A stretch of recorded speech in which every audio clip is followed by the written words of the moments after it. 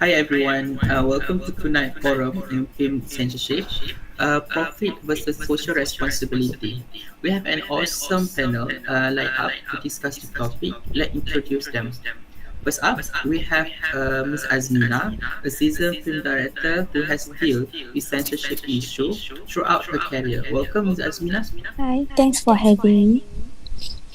Next, we have Ms. Atika, a film critic who has studied the impact of censorship on artistic expression. Welcome, Ms. Atika. Hi, glad to be here. Our third panelist is Ms. Atira, a film producer who has faced the challenges of balancing profitability and social responsibility. Welcome, Ms. Atira. Hi, excited to be here. Thank you. Alright, last but not least, we have Ms. J, Executive Director of Malaysian Film Censorship Board, who has researched the socio-political implication of film censorship. Welcome, Ms. J. Hi, happy to be here. Alright, let's jump right into our discussion. Today we are exploring the tension between profit and social responsibility in film censorship. Ms. Azmina, as a director, how do you navigate the delicate balance? Well, as a filmmaker, I understand the importance of artistic freedom, but I also recognize the need to consider the social values. It's definitely a tricky line to walk, but I believe that responsible and proper storytelling can still be financially successful. Alright, thank you, Ms. Azmina. Ms. J, as Executive Director of Malaysian Censorship Film Industry, what is the legal basis of film censorship in Malaysia and why was it implemented?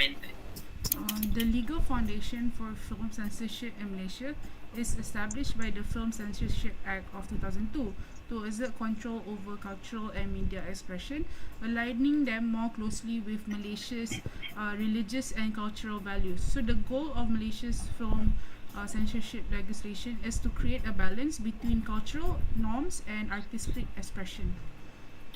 Alright, thank you, Ms. J. Ms. Atika, as a film critic, what are your thoughts on this topic? Okay, thank you, moderator. It's a complex issue for sure. We have to find a middle ground where film can explore important themes while being mindful of attention. It's about balancing between creative expression with the impact on society. Alright, thank you, Ms. Atika. Ms. Atira, as a producer, how do you handle the financial aspect while considering the social responsibility? Okay, actually, it's a never ending balancing act, but I believe that being socially responsible does not have to mean damaging business. We can develop films that connect with our audience while keeping to ethical standards if we understand their belief and this. Alright, great insight from Ms. Atira. Now, let's hear from our final panelist, Ms. J. As someone who works in industry, what are you think on balancing profit and social responsibility in this film censorship? Well, to me, it's very crucial to recognize that film has the power to shape social perceptions and values.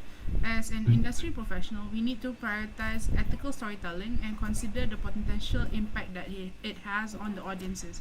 By doing so, we can create thought provoking films that are both commercially successful and also socially responsible. Thank you so much, Ms. J. In your opinion, how can Malaysian film censorship law be reformed to better balance the interests of all stakeholders involved? What do you think, Ms. Asmina, as a film director?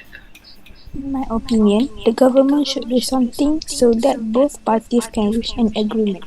As for the movies that have censorship law issues, the government should not be too strict on them, as not every scene might have a bad effect on the audience. Instead, the government should be more stricter towards the audience who wants to watch the movies, such as make sure that they are eligible to watch the movies. Alright, thank you. Ms. Atira, one of the famous film producers in Malaysia. What are the potential negative consequences of this law for you and the viewers? Can you share to us? Okay, Thank you, moderator. So, as a filmmaker, yes, censorship can be frustrating to me because it limits my freedom to express my creativity through film and prevents important message from being communicated. But it also costs me to lose money since my film are unsuccessful in mainstream and might be banned or changed, resulting in a smaller audience watching my film. Okay, that's all. Thank you again, Miss Atira.